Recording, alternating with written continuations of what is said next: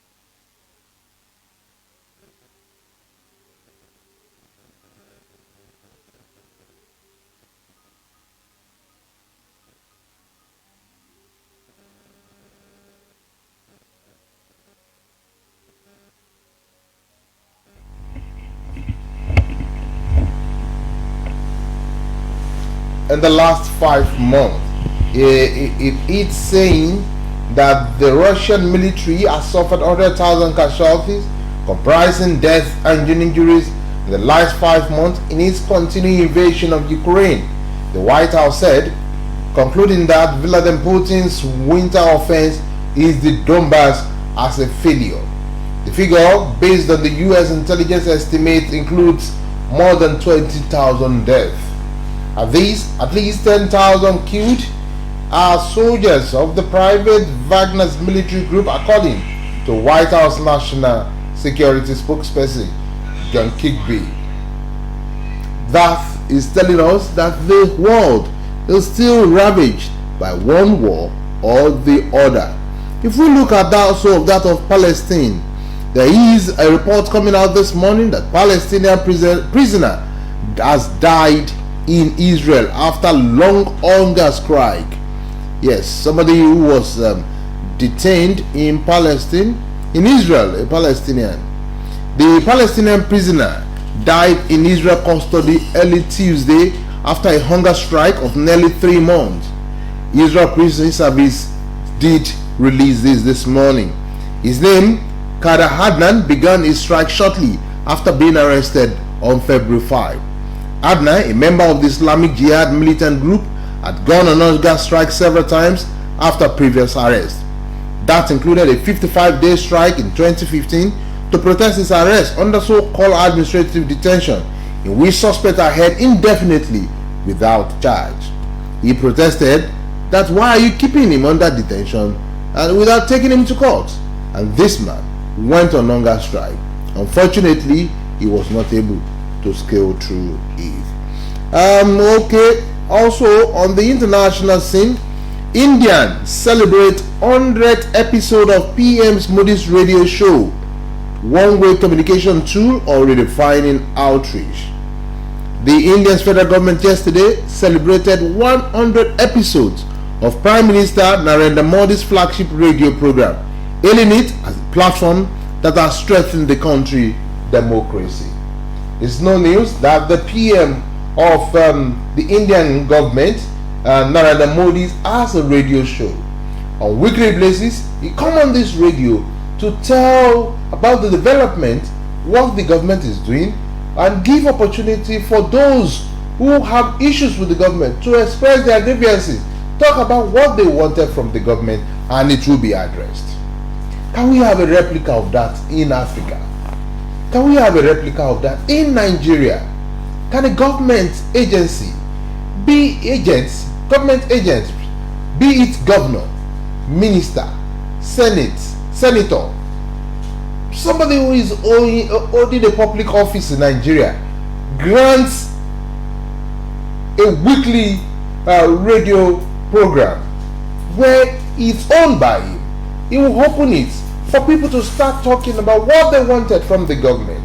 Are we ripe for such content in Nigeria? Which of our politicians has a clean sheet to be safe enough to say, I want to be talking to the public on a weekly basis? Would you say they are very busy, that they can't have time for it? Or would you say they have nothing to say? They have so much to cover that such will not see daylight in Nigeria. Well, let's see. Somebody might be hearing us who could do that in Nigeria. Okay, also let's look at one international story or two more. Okay, yes, at least 11 has died after a gas leak spread through manholes in Indian city.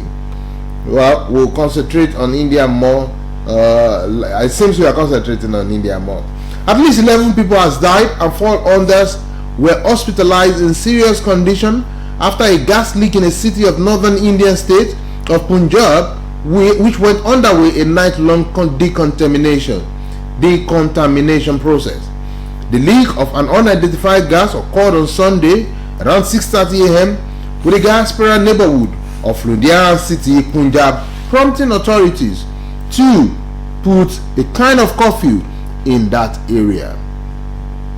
So many of bad news around town. Okay, let's quickly finish with this celebratory news. Bollywood actor Sonam Kapoor to perform spoken word piece at King Charles III coronation's concert.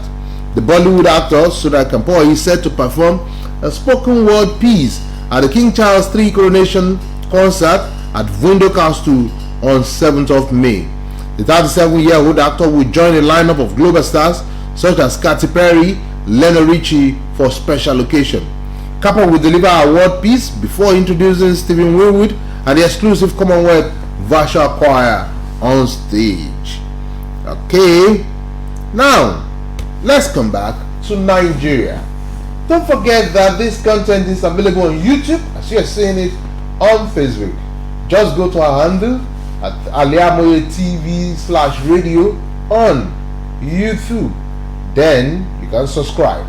On Facebook, you can share this content with your loved ones. Do well to follow us on Facebook, Twitter, and Instagram. Just search for that unique name, Al-IyamoyeTV and radio. Okay, now coming to Nigeria, we have issue. One of the issues trending in Nigeria is the case of the Nigerians in Sudan.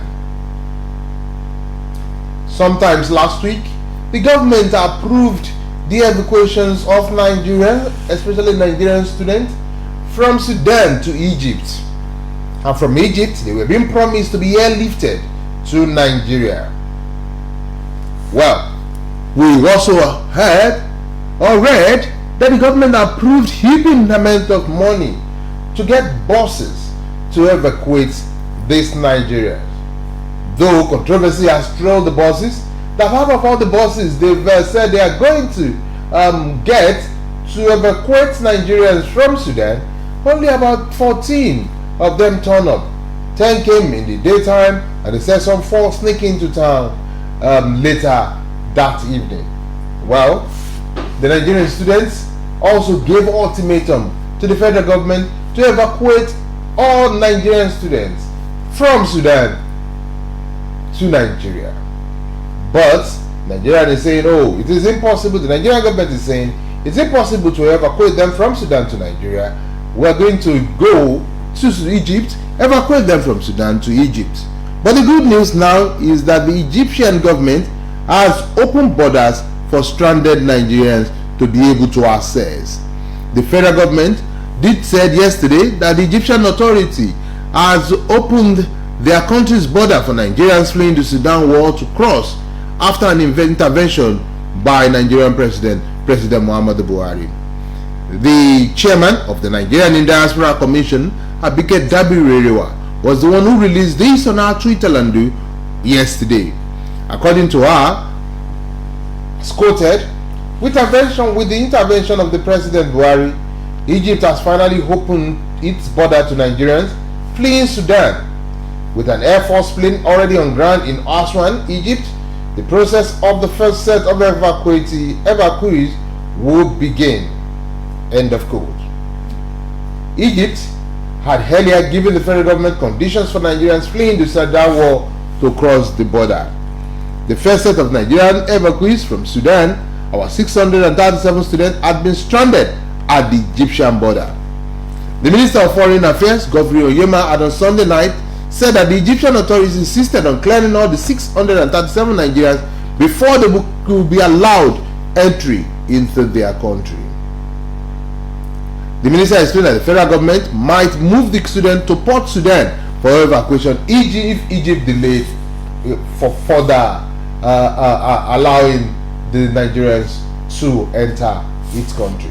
But let's look at it. Is it out of place for the Egyptian government to say, no, we need to clear them? You can't just carry everybody and put them in our country as an avenue for them to leave Sudan. Let's know their history. Let's know who they are. We want to protect our people. That's what the Egyptian government is saying. We want to know what kind of sickness they are crossing with. We don't want them to have sicknesses and mixed with our people. We want to even know the legitimacy of the person you are bringing in from Egypt into our country. Does the person have travel documents? If the war has claimed some of these documents, let's see evidence. The conditions given by the Egyptian government is not out of place, but it was blown out of proportion by the Nigerian government. But well, being a good neighbor and their brother's keeper, this morning the Egyptian government opened their border to Nigerians. Okay, also let's look at another one as regards this Sudan issue. This morning the news got into town that bus evacuating Nigerians from Sudan catches fire. I will read the details as reported here. That bus evacuating Nigerian students from Sudan catches fire. The bus conveying stranded Nigerians from Khartoum, the Sudanese capital, caught fire in the early hours of Monday. One of the buses conveying some 50 Nigerian students from Sudan with a big tag Castina 1 heading to Port Sudan as part of its second batch of the federal government evacuation got damaged due to excessive heat from one of the vehicle's tires. Dr. Azim Idris Naala, the chairman of the Nigerian Elders Forum in Sudan, was one of the passengers in the said bus, which contained a total of 50 students, 49 males and 1 female. The incident happened around 2:30 a.m. Sudan time. The driver stopped the bus near an RF checkpoint just before the tire exploded, causing a fire to start. We're too full of drama in Nigeria and wherever you have Nigerians. What is the condition of that bus before being employed to do the business of evacuating those students from Sudan to Egypt? This is one of the 14 buses. What Yes, they said the heat, that the heat in that area is what is responsible. The heat from the tire is what is responsible for the bus to go up in flames. Is that the only bus plying that road? Is that heat not enough to burn all tires of other vehicles? We should be talking about the condition, the mechanical condition, the tire condition of the bus that went up on flame, that has been employed by the Nigerian government or Nigerian representative to evacuate the students. In that bus was said to be Dr. Azim Idris Nala, is the chairman of the Nigerian Elders Forum in Sudan. He was said to be in that bus when that incident happened. Well, thank God there were no casualties reported in that incident, and I definitely know that it must have been under control by now because it happened in the early hour of Monday. According to report, around 2:30 that morning. Okay, the last story we'll be giving attention to now this morning is the one that we want your reaction on it. You can put your reaction on underneath the video that you are seeing as a live program is going on. This morning we want to look at two issues that we want your reactions on. Periscope is an avenue where we'll tell you what is happening and we'll dialogue, we'll interact on what is happening, and today is not an exception. This morning we want to give attention to comment from one of the presidential aide. He is the media and publicity special advisor to President Muhammad Buhari. His name, Femi Adesina. Yesterday, he disclosed that it is not the responsibility of the government to create jobs for its citizens. No, don't be surprised.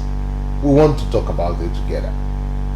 He said, it is not the responsibility of the government to create jobs for its citizens.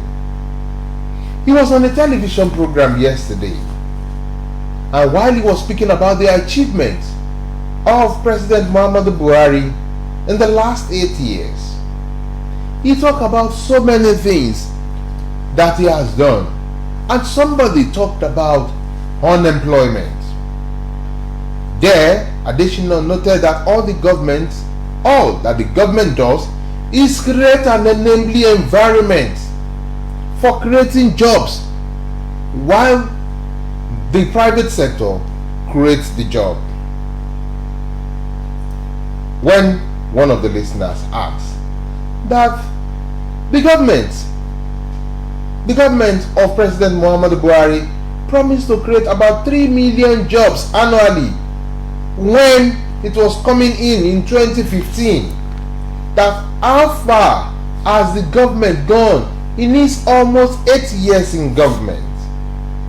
At this point, the special advisor, media and publicity to President Muhammad Buhari reacted by saying, and I want to quote his words, "Did you say 3 million was the promise?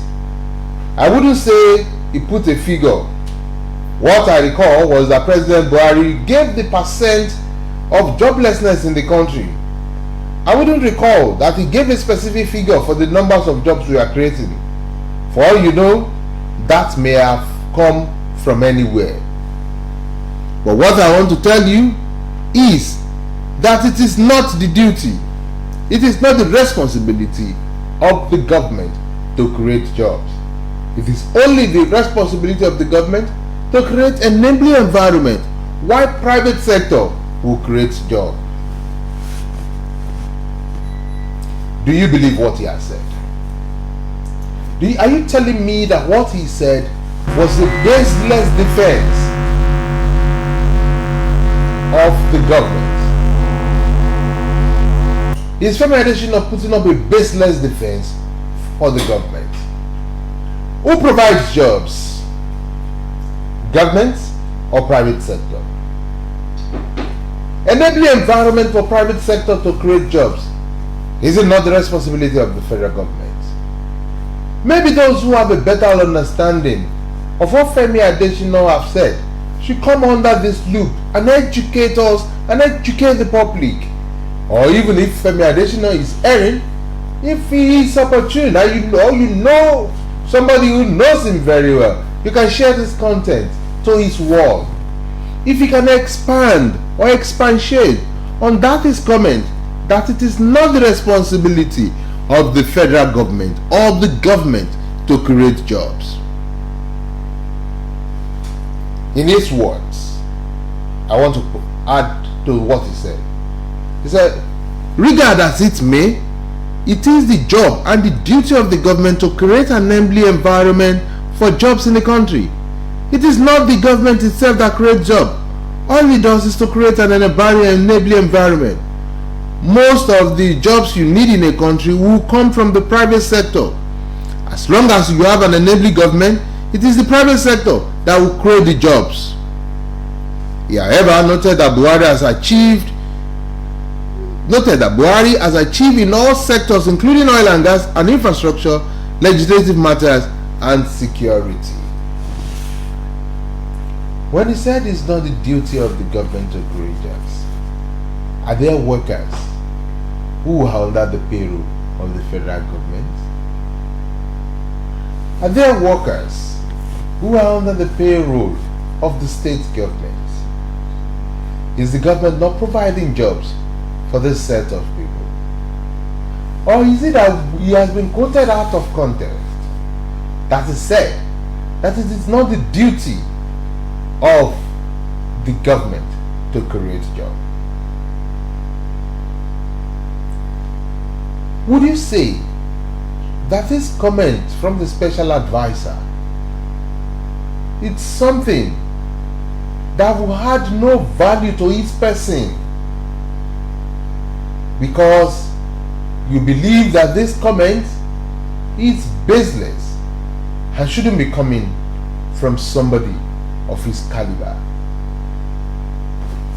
Should you go all lengths to protect the government without giving a rethink to what you are going to utter?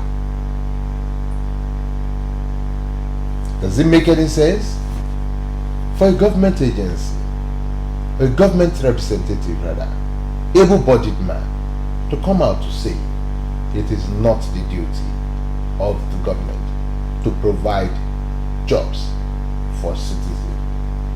Then whose duty it is? Okay, did you just realize that it is not the duty for you to create job after you have failed? Why did you use the same job opportunities to campaign before being voted to power? I doubt if there is any government, any politician who is set to go to the poll who will not have job and employment opportunities to its manifesto or to its promise to citizens. Now, because you have done 8 years and you have accepted that you have failed and you have accepted that you have not done enough, is that why you're saying that it's not now your duty to provide jobs? I'm asking questions and I want answers from those who share the sentiment or who do not share the sentiment of the special advisor to Nigerian governor, the Nigerian president rather, the special advisor Femi Adesina, who said it is not the responsibility of the government to provide jobs. So whose responsibility it is to give citizens jobs? Whose responsibility? Private sector? Private sector that pay tax to the government? The private sector that does not get anything free from government? How enabling is that environment for these private sectors? Do you have constant source of light? Constant source of power that will help this person not to spend whooping an amount of money on power generation? from generators, from solars, from buying fuel. How enabling is this environment that will make private sector to be the determinant or the employer of labor? We want your reaction as we look at that. And the second one, which we'll quickly take. Wow, I don't think we can take this second one because of our time. But let's quickly look at it. Yesterday, a news came into town about one of the favorite meal of the toddlers and sometimes the adults. One brand that enjoyed the monopoly of being the only brand in Nigeria for more than 10 years in the early 90s.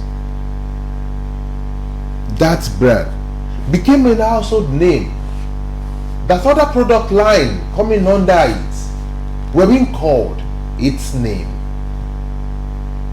That brand was one of the fast food that was introduced into the country at the point. That brand came under big criticism yesterday,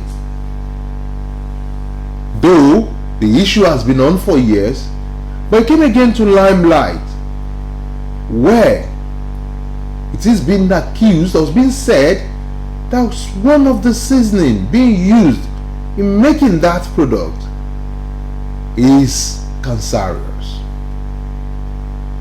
Then the government reacted.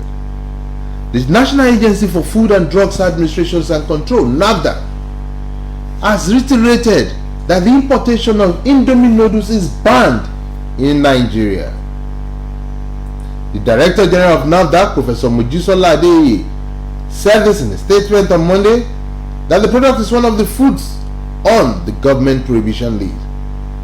So said that noodles is not allowed in the country and therefore not registered by the agency, adding that NAFDAC only approves circulations of Indomie noodles produced in Nigeria and not imported. It should be noted that the Indomie noodles have been banned from being imported into the country for many years, and it is one of the foods on the government prohibition list. It is not allowed in Nigeria and therefore not registered by NAFDAC, she explained. What prompted this content? When people came to the public to say that one of the seasoning in that noodle is cancerous, a reaction came out from those who are on the side of the maker of the noodles that no, it's not the one produced in Nigeria but the one imported that has that seasoning added to it, that with a chemical that is cancerous. This made NAFDAC, the control agency in terms of edible substance in Nigeria, to say no, we have banned the importation of noodles. We only allow noodles produced in Nigeria. That there is no noodle from this brand that is being imported into the country.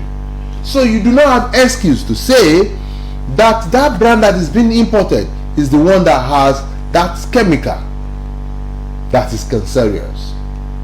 But how true is this noodles that has been consumed in this country for close to 20 years, if not more? How true is it that is cancerous? Or is somebody just all out to tarnish the name that has built over the years by this brand? Is somebody just all out with the bring down syndrome, the pull down syndrome that is in Nigeria or among some brands? Is somebody just all out to execute it so that they will bring that brand down? A brand that has become the household name for years. Why is it very difficult for some Nigerians to patronize newer brands, not even giving it a chance, especially when they are used to a particular brand? What then will be the fate of Indomie noodles? from the manufacturer, the United Food Industry. Let's see what comes out of today. I think today they are going to lab to take a last an X-ray or examination of the substance, and let's see what comes out of it. If truly there is a substance that is cancerous in the seasoning being added to this fast food noodles, or is it just a way that people are looking for to bring down the brand? Well, let's quickly look at reactions, just one or two, because it's almost out of time. Okay, Scoffit saying, Scoffit Fabregas, good morning, sir, you're doing a great job, thank you. Omalara. Okay, this one from Fumilayo, I wonder why people can't accept when they were wrong instead of him to admit his failure. He's trying to defend himself. If providing job is not government duty, then whose duty? Wow, I think I need to forward these comments to the handle of Femi Additional so that I can give you a very good answer. Okay, well, I'm proud of you, thank you. I think that's what we would call it today. But let this conversation continue, especially with the comment of the special advisor to President Muhammadu Buhari saying it is not the responsibility of the government to provide job. We will post it again on our handle. We want to see your reaction, and we will come tomorrow with somebody, a public opinion former, a public commentator, to come discuss this tomorrow and see what could have prompted this government special advisor to have said to the whole world that it is not the job of his principal to provide job, but it is the government of his principal to provide a lively environment while the private sector provides the job. It might be right, but is it right? Let tomorrow come. Thank you for listening. Thank you for watching Periscope this morning. Let's again do it tomorrow, where we'll come with a guest to do an analysis of this content being discussed. Let this conversation continue on Facebook, Twitter, and Instagram, as we will post it there, and expect your reaction. Good morning. I am OLUWAFISAYOMI AJIBOLA, and do have a great day.